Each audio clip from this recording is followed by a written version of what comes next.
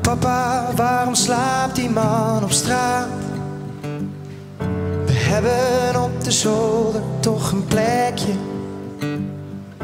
Papa, wie is eigenlijk de baas van de wereld? En moet hij niet een beetje op hem letten? Ik vertel je lang niet alles.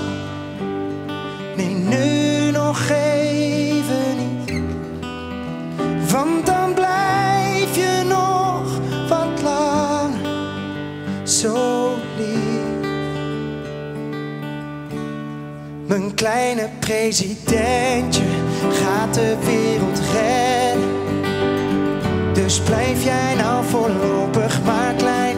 Want als al die grote mensen net zo zouden denken, denk ik dat de wereld zoveel mooier zou zijn. Papa, waarom huilt dat meisje zo? En kan ik er niet heen om haar te troosten? Want ik heb jou en mama als ik bang ben in de nacht. Maar wie heeft zij om bij in bed te mogen? Ik vertel je lang niet alles. Nee, nu nog even niet. Want dan blijf je nog wat langer zo naïef. Mijn kleine presidentje gaat de wereld redden. Dus blijf jij nou voorlopig maar klein. Want als al die grote mensen net zo zouden denken, denk ik dat de wereld zoveel mooier zou zijn.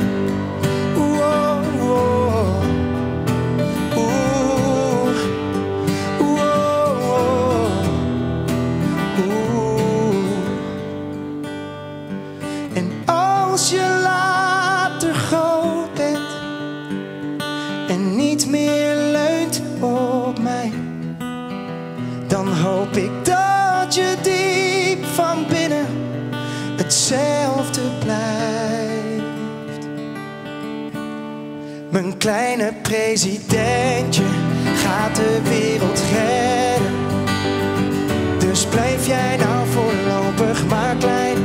Want als al die grote mensen net zo zouden denken, denk ik dat de wereld zoveel mooier zou zijn.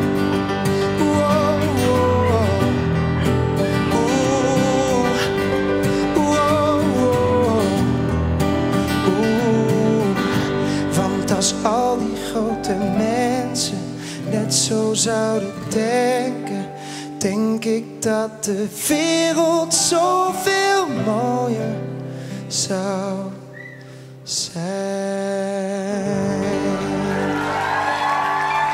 Dank jullie wel.